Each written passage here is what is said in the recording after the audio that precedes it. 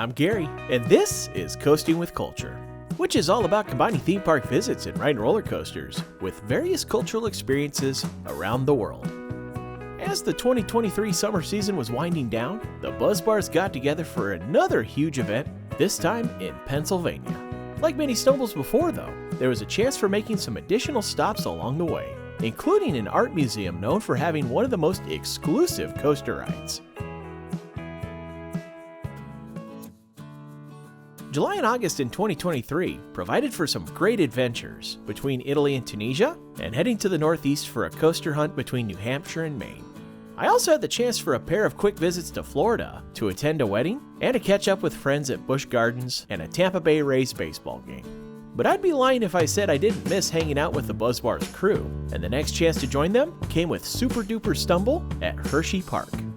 As with most Buzz Bar events, there'd be a chance to make some additional stops before getting together with the crew, and I'd have the company of Erica as we'd start up north at the Massachusetts Museum of Contemporary Art for a very unique exhibit. Then we'd kick off the following day with a visit to the newest Legoland park and continue south toward Philadelphia to meet up with Philip for a quick stop at an attempt at redemption. Then the rest of that evening would be spent catching up with the Buzz Bars at Dorney Park. Finally, the main event of the weekend would be 2 days at Hersheypark with over 100 fellow Buzz Bar members. In the initial planning for this, my first thought was to fly in and out of Philadelphia. But as Erica started looking into rental car prices, she found that we could actually save some money if we did a one-way rental from Albany, which would also save us a ton of driving time on that first day. So we went ahead and made plans to meet up in the capital of New York to kick off this journey.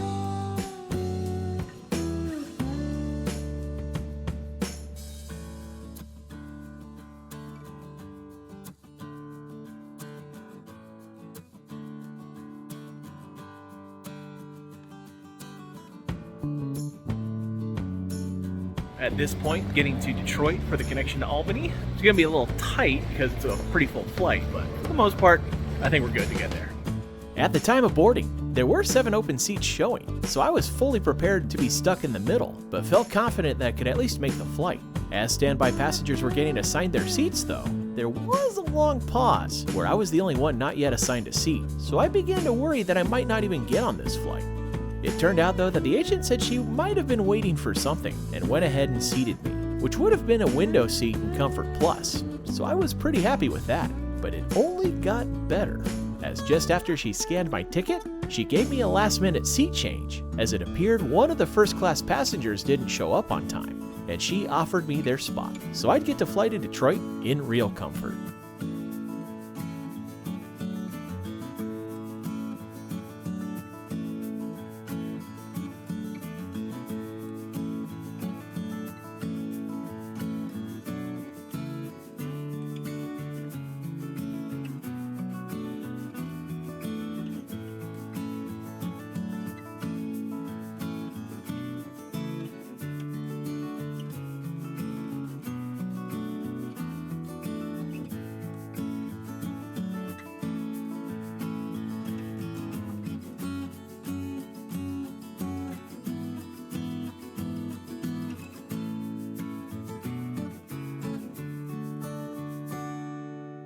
While I didn't really get much sleep, I was still grateful for a far more comfortable flight than would have been in economy.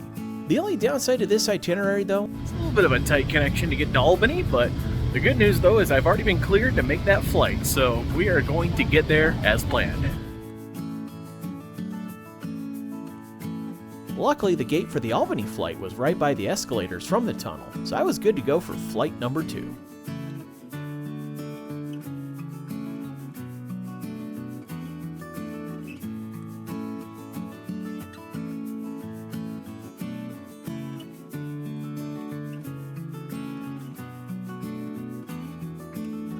It wasn't a very long flight, and frankly I spent most of it dozing off. That is until we made our approach to Albany.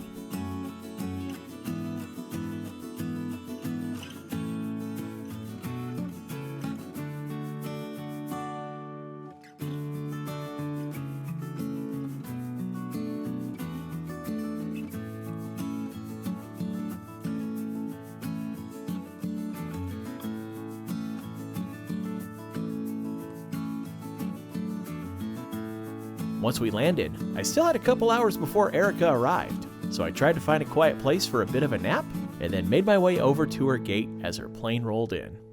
With that, we were ready to grab the rental car and make our way over into western Massachusetts. Along the way, we passed through the town of Troy, New York, which is the home of a meat packer by the name of Samuel Wilson, who's believed to be the origin of the personification of the United States, known as Uncle Sam. And on our route to our first stop, there were a large number of historic buildings and homes we passed along the way, including the lovely campus of Williams College in Williamstown.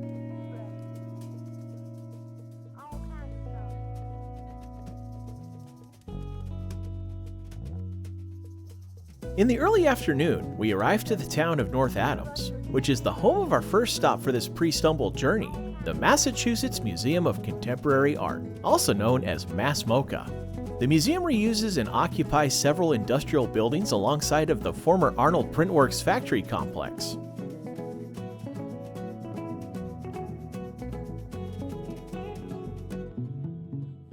Within its walls, it offers a wide array of visual art, including wall paintings and unique sculptures.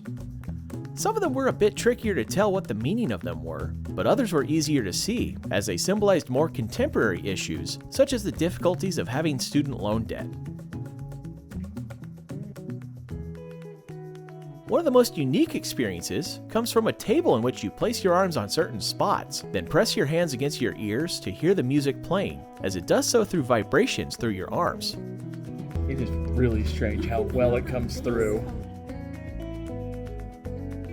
Another fascinating display used projections on a massive amount of shredded paper, which gave it a bit of a rougher, more textured look than simply projecting on a flat surface.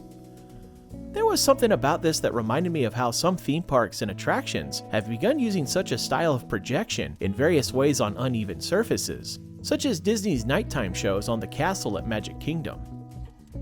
Speaking of theme parks, there was a theme park related reason for our visit, and that was the exhibit called Brake Run Helix by E.J. Hill, a display featuring paintings and wooden structures dedicated to roller coasters. The highlight of Hill's exhibit was a rideable roller coaster called Brava.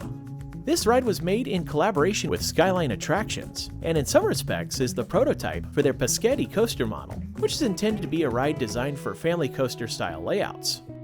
Unlike those family coasters that this model is attempting to get into the market of, this ride would be a solid bit more difficult to experience, as it has one car, which can only hold one passenger, and per the intent of the exhibit, it only runs once an hour each day, meaning only 6 to 7 people would experience it on any given day, so reservations were pretty much an absolute necessity.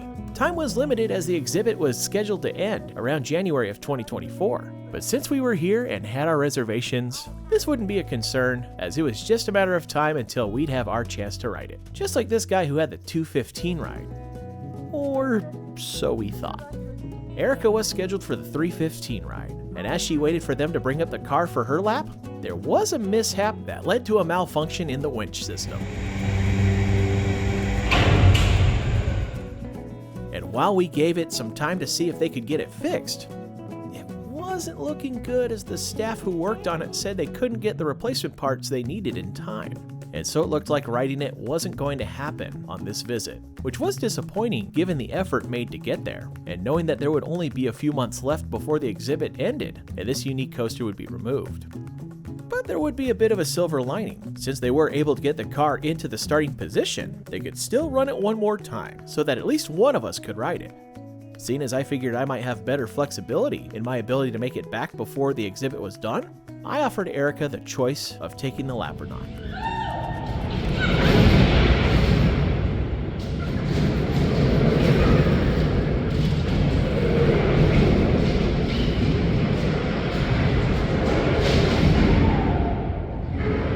So unfortunately, I might not have been able to ride it this time, but Erica did. Erica, what do you think? Look, I had to remind myself of actually who built this, because I'm sitting there at the top getting ready to go, and I'm like, it's slightly terrifying. I'm like, this is an installation, it's not like a permanent thing, and yes, I've done fairs and stuff like that, but I'm like, I'm reminding myself, I know who built this, I trust them, I trust their building process. I think I had a little bit more anxiety and a lot more fear on this one than I've had on, say, like bigger roller coasters because of the way it is installed and everything here. So there was definitely heart pulsing, pounding, and then we actually started going, and of course it's like, whee! I'll have to see if I can get back up here at some point to try it again. We got a couple months before they take away the installation here, but we'll see what happens. So the first coaster of the trip might have only been half successful, but there'd be many more to ride as we continue on the next day, especially as we'd be hitting 3 different parks, including a fairly new park, getting a chance at redemption, and joining Buzz Bars for some pre-stumble festivities. Thank you for watching this video from Coasting with Culture. If you enjoyed it, please give it a thumbs up and click on the subscribe button to see future videos here on YouTube, like these ones which you may enjoy as well. Additional content can be found at coastingwithculture.com, and you can also follow Coasting with Culture on various social media channels at CoastWCulture for announcements, previews, and updates. Thanks again for watching, and until next time, take care and safe travels.